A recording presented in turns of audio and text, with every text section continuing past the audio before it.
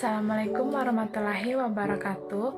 Perkenalkan, kami dari kelompok 4. Di sini kami akan memaparkan hasil proposal kami, yaitu yang berjudul Analisis Efektivitas Biaya dan Cost Effectiveness Analysis Kombinasi Obat Diuretik dan ARB dan beta blocker pada pasien antihipertensi rawat inap di Rumah Sakit X di Kota Bandung.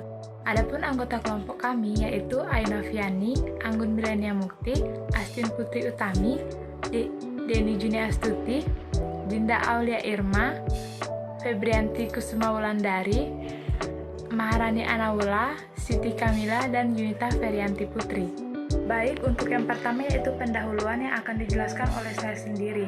Hipertensi merupakan salah satu faktor resiko utama penyakit kardiovaskular yang hingga saat ini menjadi tantangan kesehatan masyarakat menurut data WHO pada tahun 2014. Hipertensi telah menyebabkan sekitar 9,4 juta kematian di dunia. Melaporkan pada tahun 2013 hingga 2016 sekitar 46% atau 116,4 juta orang dewasa di Amerika Serikat berusia 20 tahun mengalami hipertensi.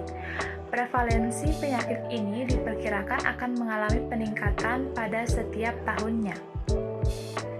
Terapi farmakologi hipertensi diberikan ketika tekanan darah sistolik pasien lebih besar dari 150 mmHg atau tekanan darah sistolik lebih besar dari 90 mmHg. Pemberian terapi ini bertujuan agar pasien dapat mencapai dan mempertahankan target tekanan darah. Jika target tekanan darah tidak mencapai dalam 1 bulan perawatan, maka akan mengalami peningkatan dosis atau pemberian kombinasi. Terapi kombinasi memiliki tingkat efektivitas yang lebih baik dalam menurunkan tekanan darah pasien, tetapi dapat meningkatkan total biaya pengobatan. Hal tersebut akan menjadi beban ekonomi pasien hipertensi, khususnya bagi masyarakat yang memiliki ekonomi menengah. Karena penatalaksanaan terapi dilakukan dalam jangka panjang atau bahkan seumur hidup. Sedangkan biaya pengobatan semakin meningkat setiap tahunnya. Faktor efikasi merupakan salah satu pertimbangan yang penting dalam pemilihan obat dalam menurunkan tekanan darah dan mengurangi kardiovaskular, dan termasuk stroke, infeksi miokard, dan gagal jantung, agar tercapai peningkatan kesehatan yang maksimal di tengah keterbatasan yang ada.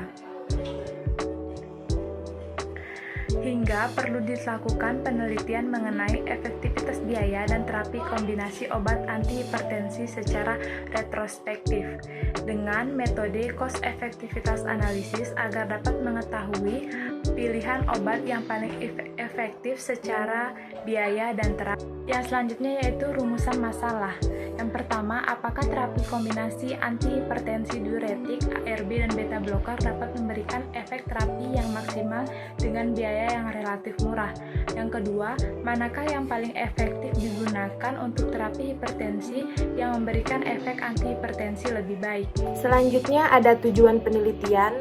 Tujuan dari penelitian ini adalah untuk mengetahui terapi kombinasi antihipertensi yang paling baik digunakan dengan biaya yang murah. Kemudian juga untuk mengetahui manakah obat yang paling efektif digunakan untuk terapi hipertensi. Selanjutnya, untuk manfaat penelitian ini ada manfaat teoritis dan manfaat klinis. Untuk manfaat teoritis sendiri, bagi masyarakat menemukan terapi hipertensi dengan rasio efektivitas biaya yang minimal dan efek terapi yang maksimal. Selanjutnya ada manfaat klinis, yaitu hasil penelitian ini diharapkan dapat dijadikan suatu bahan referensi bagi kalangan akademis sebagai dasar pemikiran dan pengembangan penelitian farmakoekonomi selanjutnya dengan metode CEA terhadap pasien hipertensi. Definisi hipertensi adalah suatu penyakit yang umum sebagai akibat peningkatan tekanan darah secara terus-menerus. Menurut WHO menyatakan tekanan darah normal yaitu 120/80 mmHg dan seseorang dinyatakan mengidap hipertensi bila tekanan darahnya lebih dari 140/90 mmHg. Prevalensi hipertensi di Indonesia merupakan salah satu penyebab kematian nomor 3 setelah stroke dan tuberkulosis, yakni sekitar 6,7% dari populasi semua umur. Menurut WHO tahun 2015 menunjukkan bahwa prevalensi hipertensi di dunia mencapai 1,13 miliar. Selanjutnya yaitu ada klasifikasi. Hipertensi didefinisikan sebagai nilai tekanan darah sistolik lebih dari 140 mmHg dan tekanan darah diastolik lebih dari 90 mmHg pada 2 kali pengukuran dengan selang waktu 5 menit dalam keadaan cukup istirahat atau tenang. Hipertensi biasanya tidak menimbulkan gejala, sehingga sering disebut dengan silent killer. Dalam DNC-7 mengklasifikasikan tekanan darah sebagai berikut. Yang pertama yaitu kategori normal. Tekanan darah sistoliknya kurang dari 120 dan untuk tekanan darah diastoliknya kurang dari 80. Kategori yang kedua yaitu ada prehipertensi, di mana tekanan darah sistoliknya 120 sampai 139 dan untuk tekanan darah diastoliknya 80 sampai 89. Kategori ketiga yaitu ada hipertensi stage 1 yaitu tekanan darah diastoliknya 140 sampai 159 sedangkan tekanan darah diastoliknya 90 sampai 99 mmHg. Untuk kategori hipertensi stage 2 untuk tekanan darah sistoliknya lebih dari 160 dan untuk tekanan darah diastoliknya yaitu lebih dari 100.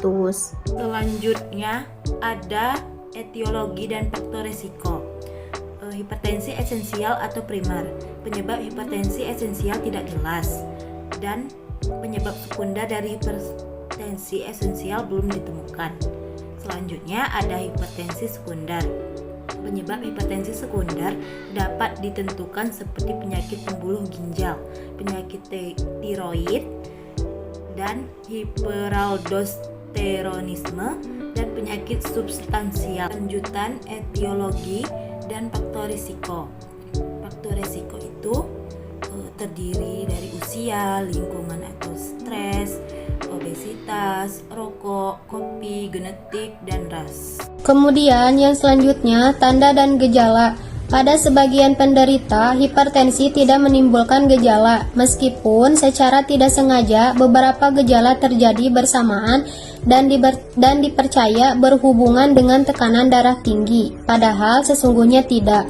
Namun, apabila hipertensinya menahun dan tidak diobati, bisa timbul gejala berikut. Yang pertama, sakit kepala, yang kedua kelelahan, yang ketiga mual, yang keempat muntah, yang kelima sesak napas, yang keenam gelisah, yang ketujuh pandangan menjadi kabur.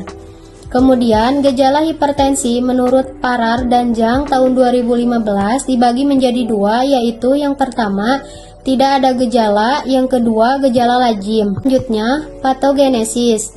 Pada saat yang bersamaan di mana sistem saraf simpatis merangsang pembuluh darah sebagai respon rangsang emosi, kelenjar adrenal juga terangsang sehingga mengakibatkan tambahan aktivitas vasokonstriksi. Kemudian, medula adrenal ini mengekskresi epinefrin yang menyebabkan vasokonstriksi. Korteks adrenal mengsekresi kortisol dan steroid lainnya yang dapat memperkuat respon vasokonstriktor pembuluh darah. Kemudian yang selanjutnya, vasokonstriksi yang mengakibatkan penurunan aliran darah ke ginjal sehingga menyebabkan pelepasan renin. Kemudian renin ini akan merangsang pembentukan angiotensin 1 yang kemudian diubah menjadi angiotensin 2, suatu vasokonstriktor kuat yang pada gilirannya merangsang sekresi aldosteron oleh korteks adrenal. Kemudian hormon inilah yang menyebabkan retensi natrium dan air oleh tubulus ginjal sehingga menyebabkan peningkatan volume intravaskuler. Semua faktor tersebut cenderung mencetus terjadinya hipertensi. Selanjutnya, rancangan penelitian. Bentuk penelitian ini termasuk dalam penelitian deskriptif dengan pendekatan analisis farmakoekonomi menggunakan metode CEA yang ditinjau berdasarkan perspektif rumah sakit. Kemudian lokasi penelitian ini dilakukan di Rumah Sakit PKU Muhammadiyah. Selanjutnya waktu penelitian, periode waktu dari bulan Januari sampai Desember 2022. Selanjutnya populasi dan sampel. Yang pertama populasi. Populasi tersebut diambil berdasarkan data rekam medik yang disesuaikan dengan JNC 8 di mana diagnosis utama pasien adalah hipertensi primer. Kemudian sampel, teknik pengambilan sampel yang digunakan pada penelitian ini yaitu total sampling. Teknik tersebut digunakan apabila jumlah populasi relatif kecil yaitu kurang dari 30. Dilakukan dengan teknik purposive, sampling berdasarkan data inklusi dan eksklusi. Pola penggunaan obat meliputi yang pertama varian jumlah golongan obat yang digunakan, yang kedua varian macam obat yang digunakan, dan yang ketiga varian jumlah obat antihipertensi yang diberikan dan cara penggunaannya. Penetapan kriteria alternatif pada penelitian ini, kriteria alternatif yang digunakan meliputi yang pertama, pasien hipertensi yang menjalani rawat inap tahun 2022 dengan usia lebih dari 18 tahun dan memiliki diagnosis utama hipertensi primer tanpa atau dengan penyakit penyerta. Yang kedua, pasien dengan terapi kombinasi obat antihipertensi yang sama selama masa perawatannya. Pasien dengan data rekam medis dan rincian biaya yang lengkap. Yang ketiga, pasien hipertensi yang mengakhiri masa perawatan atau pulang paksa. Dan yang keempat, pasien hipertensi pada masa kehamilan dan pasien yang meninggal dunia saat masa perawatannya. Selanjutnya, penetapan kriteria inklusi dan eksklusi. Kriteria inklusi yang pertama, pasien hipertensi yang menjalani rawat inap tahun 2020 dengan usia lebih dari 18 tahun dan memiliki diagnosis utama hipertensi primer tanpa atau dengan penyakit penyerta. Yang kedua, pasien dengan terapi kombinasi obat antihipertensi yang sama selama masa perawatannya. Dan yang terakhir, pasien dengan data rekam medis dan rincian biaya yang lengkap. Kriteria eksklusi yang pertama, pasien hipertensi yang mengakhiri masa perawatan atau pulang paksa. Yang kedua, pasien hipertensi pada masa kehamilan. Dan yang terakhir, pasien yang meninggal dunia saat masa perawatannya. Selanjutnya, penetapan kriteria subjek penelitian. Yang termaksud dalam karakteristik subjek penelitian yaitu usia dan jenis kelamin, di mana usia 26-35 tahun berjumlah 2, 36-45 tahun berjumlah 1, 46-55 tahun berjumlah 9, 56-65 tahun berjumlah 2, lebih dari 65 tahun berjumlah 5. Pada jenis kelamin laki-laki berjumlah 15 dan pada jenis kelamin perempuan berjumlah 4. Selanjutnya, parameter outcome. Pada penelitian ini, efektivitas terapi digunakan sebagai outcome. Outcome klinik yaitu efektivitas terapi disajikan dalam bentuk presentasi keberhasilan terapi yang didapatkan dari jumlah pasien yang mencapai target tekanan darah dibagi dengan jumlah total pasien yang menggunakan pola terapi tersebut. Pengelompokan efektivitas dilakukan berdasarkan jenis kombinasi golongan obat antihipertensi. Penetapan perspektif dan komponen. Perspektif yang digunakan yaitu perspektif individual, sedangkan komponen biaya dalam penelitian ini menggunakan biaya direct atau biaya langsung. Biaya dalam penelitian ini meliputi biaya obat antihipertensi dan biaya medik langsung pasien. Selanjutnya, penetapan metode farmakoekonomi dan analisis data.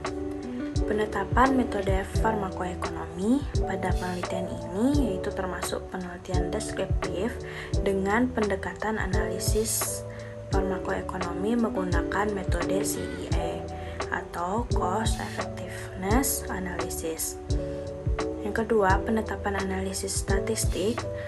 Di sini analisis efektivitas biaya dilakukan melalui perhitungan ESAR dan ISAR. Baik, itulah tadi pemaparan proposal dari kelompok kami. Kurang dan lebihnya mohon dimaafkan. Kami tutup dengan Assalamualaikum warahmatullahi wabarakatuh.